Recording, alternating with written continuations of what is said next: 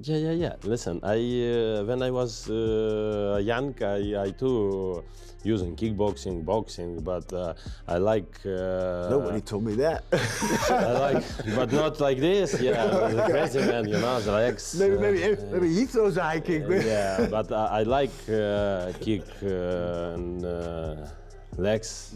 Why I think I'll beat you is because I'm bringing something different to the table that you haven't seen before. I'll bring something to the table that you haven't seen before. And that's gonna be the difference, the biggest difference. And that's gonna be the reason why I'm gonna beat you. Listen, for me, doesn't matter it's a wrestler, kickboxer, but or boxer. My prepare 100%. My prepare now is like same for Tyson Fury, Anthony Joshua, Daniel Dubois, but all my rivals. Oleksandr Usyk is no longer staying silent as Rico Verhoeven's knockout warning turns this growing rivalry into a serious fight conversation, firing back at Rico Verhoeven's claims that Tyson Fury has already become his sparring partner. Usyk warns Rico that facing him would bring the toughest defeat of his entire career like he did with Fury. Not good boxing, I training not hard. I more training, more do it new exercise, but sparring partner, we become sparring partner, yes, different sparring partner who same with Rico, but we training hard every day. Oof. It's a fighter, it's dangerous guy. Very. Yes. Yeah. Yes, but for me, it's not easy walk. On the other side, Rico Verhoeven insists Usyk is not overlooking him at all, admitting he is a real challenge and saying he is unsure whether Usyk can actually beat him. Maybe, I don't know. If I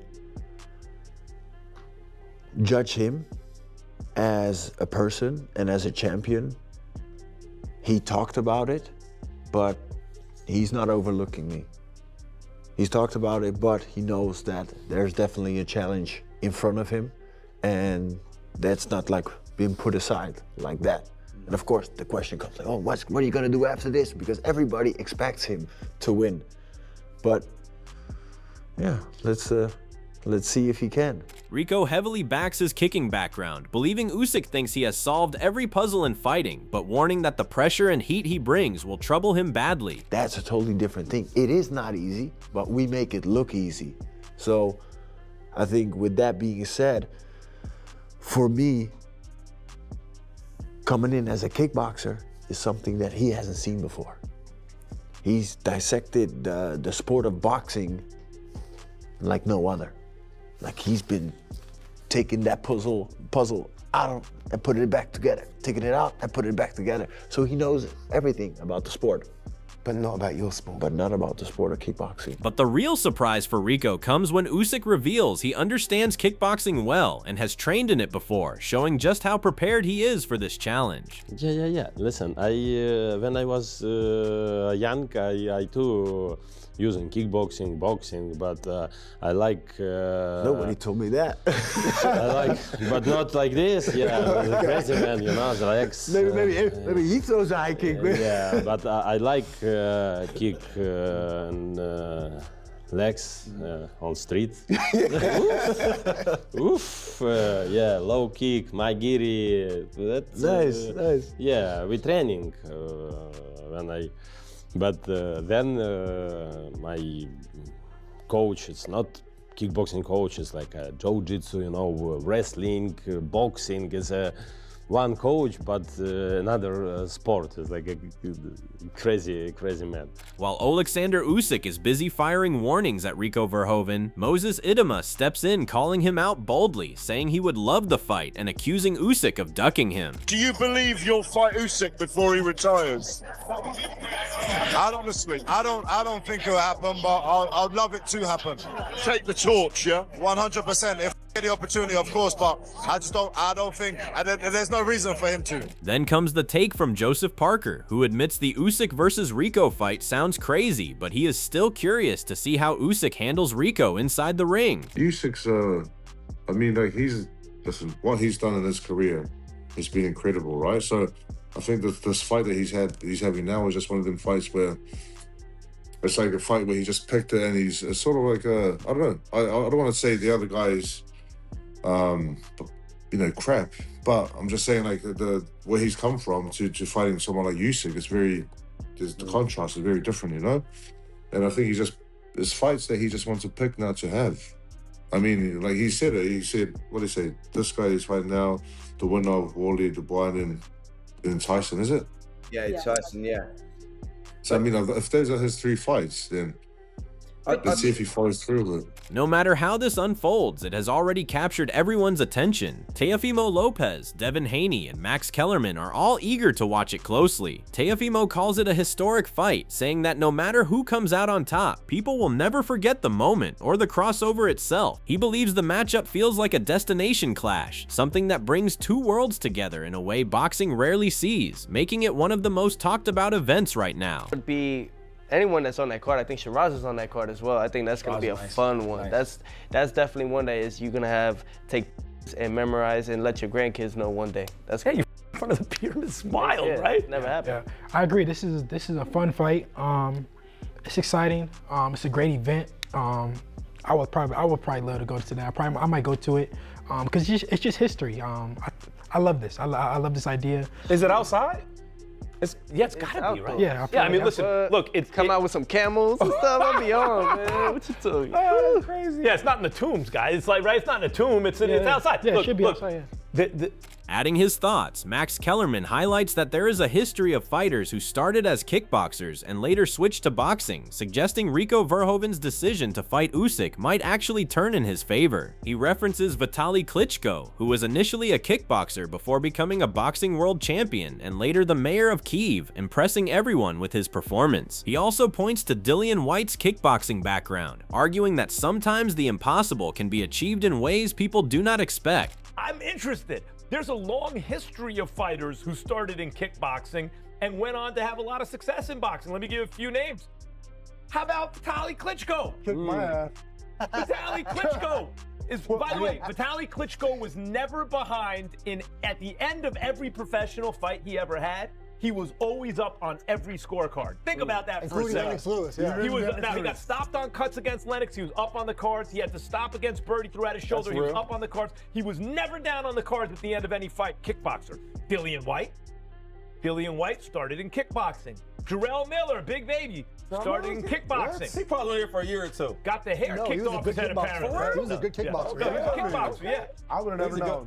And this is not the end. Chris Algieri, who once fought Manny Pacquiao and is now a successful broadcaster, was also a kickboxer. Caleb Plant too had a kickboxing background. Highlighting these examples, Kellerman believes Rico can surprise everyone, but insists that if Usyk is fully prepared and takes it seriously, Rico has no real shot. However, he adds that fighters like Floyd Mayweather, Mike Tyson, and Tyson Fury have sometimes entered fights less prepared or overconfident. On top of it, Rico's size difference makes this even more unpredictable. Hell of a broadcaster now. Chris Algieri, kickboxer. Caleb Plant. Troy Dorsey, kickboxer. Remember Troy Dorsey and Kevin Kelly had an incredible fight. Yeah. There are lots of kickboxers who've made the transition. And look, I'm not trying to hype it up. Yeah, yes, you are. Yes, you are. Yes, you are. If Usyk takes this fight seriously, Verhoeven has no shot. I'm telling you, there's no way he's going to be. If he takes the fight seriously, but we have seen boxers like Floyd Mayweather and Tyson Fury not be prepared for the fight. This guy is 270 pounds. He's not that guy, though. If you, man, and he already has a professional fight. I will come drop kick you. Stop this. We know how it's going to go. If they train or don't train, Usyk's going to win. Yes, but Guaranteed. And if he trains or doesn't train, Usyk's going to win. Yeah. But if he doesn't train, maybe it could be interesting. Okay. But at the same time, Max Kellerman highlights the mistake Rico Verhoeven could make, saying that relying on kickboxing style habits and traditional combinations will not trouble Usyk at all. He explains that against a highly trained and master-level boxer like Usyk, those tactics become predictable and easy to read. Kellerman believes Usyk's timing, defense, and ring control would shut down that approach quickly, making it necessary for Rico to adapt fully to boxing fundamentals if he wants any real chance in the fight. Look, we know that Usyk is going to win as long as everything goes according to plan. Right. But I give Rico this. Kickboxing is not UFC or wrestling. He's not doing different stances. It's not like he's an expert at wrestling. He's an expert at stand-up fighting. Yeah, but when I say 52 hand blocks, I say that for a reason. He uses a kind of hand blocking style which will work, but not against a highly trained professional boxer. Hey, Zabjita used it to pretty good effect in a lot of fights. By the way, I've never seen Yoel do it, but I'll bet you Yoel got 52 hand blocks. But like he's gonna need he needs 104 hand blocks against Usyk. Forget about 52. Adding even more to the discussion, Joseph Parker says it would be unbelievable to see Rico Verhoeven beat Usyk and become WBC heavyweight champion, especially if the fight gets sanctioned for the title. He admits it would shock the boxing world and spark endless debate about crossover fights at the highest level. Parker also suggests that Usyk still remains the clear favorite, but he is curious to see how Rico handles the pressure, the pace, and the experience inside a pure boxing ring at that level. Right? They don't look like you two, but man, they can fight. They can fight! And yes, we just went over how the Mexican monster broke his opponents. Actually, I didn't even mention this, but he broke Zurdo's orbital bone. He broke a lot on the way to winning a big all-Mexican heritage fight over the weekend. Next. But as Max Kellerman points out the size difference, another panelist, Shady, jumps into the debate arguing that skill outweighs size every time. He brings up Floyd Mayweather versus Conor McGregor, saying Conor's UFC habits made him unpredictable, and if Floyd had taken him fully seriously, the fight could have ended within 2 rounds. Shady also warns that Rico Verhoeven could struggle with confusion in a boxing ring, and might instinctively revert to high kicks due to deep kickboxing habits and patterns under pressure. But he is a 270-pound dude. But you know what it be though for me, man? Like watching different, like when McGregor fought Floyd, right? People thought it was competitive, whatever it is. But this simple things like his hands is always down, because if you watch him in the UFC, his hands is always down. Right. If Floyd really took it serious, it could be in 2 rounds and he knocked him out. So these guys, like, when you're not a boxer, it's just different. It comes down to preparation. Yeah, and I hope you don't throw no kicks, because you know it's second muscle memory. You might just be. Adding more fuel to the debate, Mike Coppinger shares the background behind Rico Verhoeven's decision to face Usyk, claiming he had issues in Glory, was considering a UFC move, and only shifted direction after Turkey pushed the Usyk fight idea. This hints at Rico testing boxing at the highest level. Max Kellerman adds context, referencing Muhammad Ali's fight with a Japanese opponent where leg attacks created real problems. He was highly sought after. He was leaving Glory, he was known. He's been open about this. He was in talks to join UFC until Turki Al-Sheikh came in and said, here's a fight. And so I think it's great for him, and it's great for Usyk. Usyk's a guy that we all like. He deserves to be celebrated. I'm happy for him. Guys, I've been into boxing since I was a little kid. And all I could tell you is, this is the type of thing where when I was a kid, I might catch, like, I don't know, sports reporters, or maybe it wasn't as big, but like some kind of talk show talking about some kind of gimmicky fight, and Muhammad Ali fought a Japanese wrestler, Yoki, and he got kicked in the legs a lot. And I remember all the writers used to lament, like, oh my God, this is a farce and this and that. And as a kid, I was like, adding to the conversation, Francis Ngannou, who famously dropped Tyson Fury in their crossover fight, explains that kickboxers often struggle to maintain their pace over a full 10-round boxing contest. He believes stamina and endurance could become major problems for Rico Verhoeven if the fight goes into the later rounds. In his opinion, adjusting to longer boxing rounds is a completely different challenge, and fatigue may end up playing a key role in how well Rico can survive Usyk's constant pressure and pace. I would say maybe not a TKO, but a decision. But also, how round is it? Is it a fight? 10 or 12? I think maybe 10. I would imagine 10 rounds. Yeah, but can Rico really go like against Usyk 10 rounds? I mean, he's a kickboxing guy. He's not like so maybe TKO or decision mostly. In his perspective, Francis Ngannou still sees a narrow chance for Rico, drawing confidence from his own bout with Tyson Fury, where he stayed competitive and went the full distance. Meanwhile, Kamaru Usman offers a deeper breakdown, warning that even surviving into the later rounds could become a major challenge for Verhoeven. He explains that kickboxing does not build the same layered combination craft as boxing, and over 12 rounds, that technical gap could heavily swing the fight toward Usyk's advantage and control. For sure. Just as I was underdog. So but it's extremely difficult though, because as kickboxers, the combinations are limited in a way to where we know the kickboxing combination, jab, low kick, 1, 2, 3 body kick or low kick, and 2, 3 low kick, high. Like, these are the combination. These are the length of the combination. And I think a big part of it is with boxers that are able to go 2, 3, 4, 5 punch combinations and then slip out but still stay in range to counter what you throw at them. I think this is what becomes problematic with kickboxers going into boxing, is the length of the combination. Explaining why this matchup could trouble Rico, Kamaru Usman notes that even a strong guard-based style can be broken down over time by elite-level boxing. He points to Oleksandr Usyk and Vasyl Lomachenko for their ability to read opponents, adjust quickly, and punish the smallest openings with sharp precision. Usman adds that after the halfway point, around round 6, the gap between kickboxing conditioning and heavyweight boxing endurance becomes clear. At that stage, he expects Verhoeven to slow and struggle to keep up the pace. If Rico does have a phenomenal guard, one of the best guards that we've seen in kickboxing, especially heavyweight division, he has a really good guard and he's able to walk forward. But the problem with that is boxers can dissect that. Boxers are going to go to your body, they're going to come around to the top, and these Ukrainian boxers, Usyk, Lomachenko, these guys know how to find the angles and know how to put combinations on you. And that's why I think it could be problematic. After round 6, I think it's going to become problematic for someone like Rico. I agree. I completely agree with you. We know that it's going to be problematic, basically going after a boxer.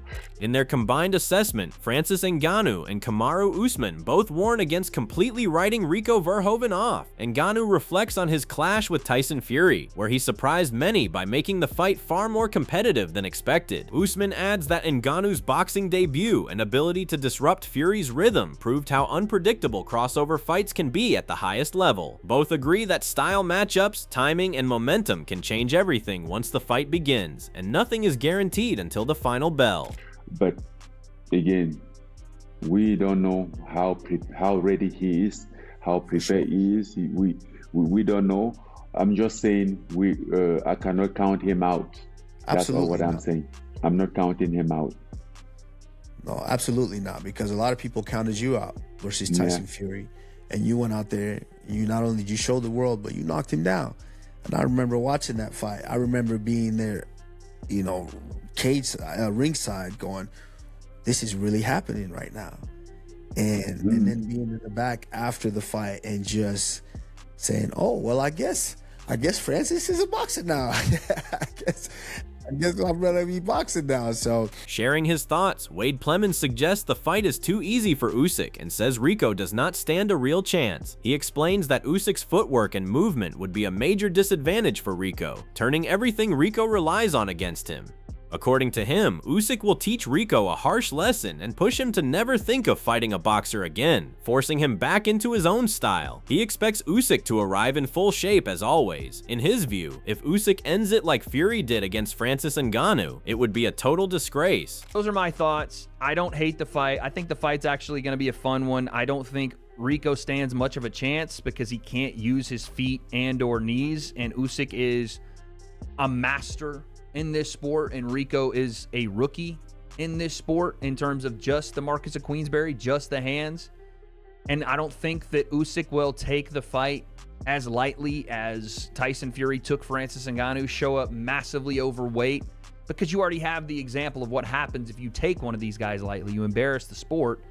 So I think Usyk will come in shape, ready to go, and he will do what he's supposed to do, which is showcase the sweet science. Make sure that Rico Verhoeven knows that kickboxing is his sport and boxing is Usyk. As Usyk warns Rico Verhoeven of suffering the same punishment Tyson Fury faced, Daniel Dubois' trainer steps in with a bold take, believing Rico still has a real chance in this matchup. He explains that Rico's size, timing, and striking background could create early problems if Usyk is not careful. However, he also admits that Usyk's ring IQ and experience against elite heavyweights make him extremely difficult to break. Still, he insists Rico should not be written off, calling it a more competitive fight than many expect. No matter how little chance Rico has of beating Usyk, it's still a chance, isn't it? So you can't write anyone off totally. Like I said, when you take away all the dressings, how special Usyk is as a boxer.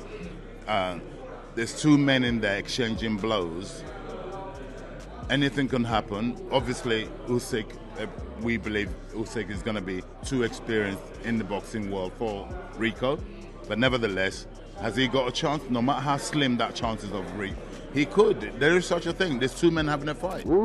So after all the warnings, predictions, and crossover debates, the only real answer will come when these two finally share the ring. Will Usyk's precision break down Rico, or can Verhoeven shock the boxing world and rewrite the script completely? No matter which side you are on, this is the kind of matchup that keeps fans talking long after the final bell. If you enjoyed this breakdown, drop a like, subscribe for more fight stories like this, and comment your prediction below.